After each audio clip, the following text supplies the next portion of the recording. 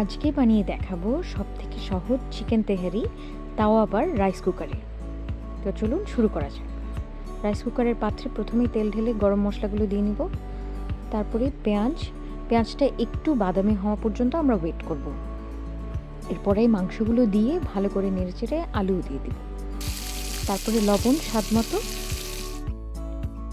দিয়ে নিব, রসুন বাটা, হলুদের গুঁড়ি, জিরের গুঁড়ি, ধনিয়ার গুঁড়ি দেওয়ার পরে এখন একটা দিব স্পেশাল বিরিয়ানির মশলা। এই মশলার ইনগ্রিডিয়েন্টস আমি ডিসক্রিপশন বক্সে দিয়ে দিব। এরপরে দিয়ে দিলাম কাঁচামরিচ, পেঁয়াজ বাটা, সাথে একটা ম্যাগি ম্যাজিক মশলা, এরপরে দই আর কিছু কাঁচামরিচ ভেঙে ঢাকনা দিয়ে দিব। আদা বাটা দিয়ে দিলাম।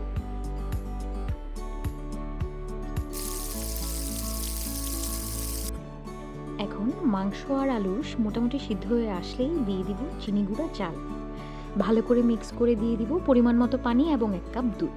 আমি এখানে পাউডার দুধ ইউজ করেছি। আর একটু লবণ দিয়ে দিলাম। তারপর 10 থেকে 15টি কাঁচামরিচ না ভেঙেই দিয়ে দিব। এতে তেহারির স্বাদ অনেকাংশে বেড়ে যায়। এখন বলক আসা পর্যন্ত ওয়েট করব। আরও একটু স্পেশাল তেহারি মশলা অ্যাড করে নিলাম। কিছুক্ষণ পরপর নেড়ে দিব যাতে চাল নিচে লেগে না যায়। এরপর ওয়েট করব 30 মিনিট। এই পর্যায়ে গোলাপ জল, কেওড়া জল আর ঘি দিয়ে নামিয়ে নিব।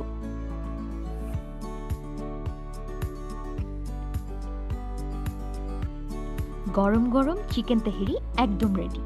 এবার পরিবেশনের পালা। আমি সালাদ, কাবাব আর আচার দিয়ে পরিবেশন করেছি। বাসায় একবার হলেও ট্রাই করবেন, আর কেমন হলো আমাকে জানাতে ভুলবেন না।